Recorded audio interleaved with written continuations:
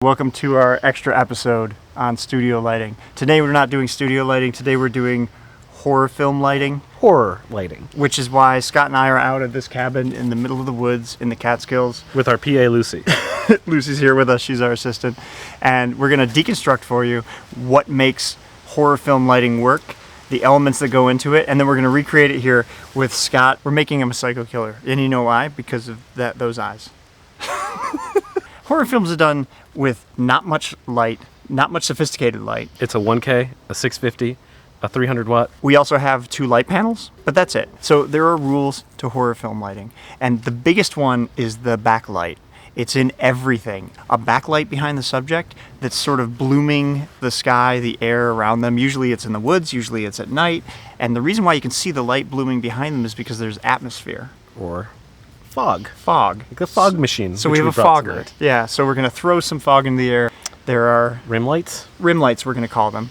But lights on a 90-degree angle that edge the subject. So we'll have 2 lights placed on either end of the subject, slightly behind them, so it wraps around them. And then you have this little fill coming in. It's usually warmer, it's usually redder. Nice orange fill on the face, just for a little murder. Just enough detail that you can actually see that there is a face there. Yeah. It works because the fear is in the darkness, or the unknown. All right, so let's go. Here's our scene. Let me walk you through what we have. Let's take you straight to our background light. We have a 1K. We've covered everything with foil because it's raining. And the foil, if you keep it loose, should allow enough heat to come off these tungsten lights without letting them get too hot, but it also keeps the rain off them. So Scott is backlit by this. So these 2 light panels are crossing Scott. You can kind of see what the light panel is doing on him here and on his face. Now we also have a 300 up here.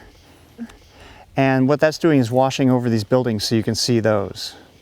And then this fill, that's created by a 650 with some diffusion and a gel. Full CTO, which is orange. That's bouncing off of this reflector and then coming into his face. That flag right there is to block the fill light from the lens. The problem with backlighting is you're prone to lens flares. So we brought that in to get rid of one. Right now we have a lot of atmosphere already. It's nice because it's a rainy night. We got kind of lucky. This is a lot of production value.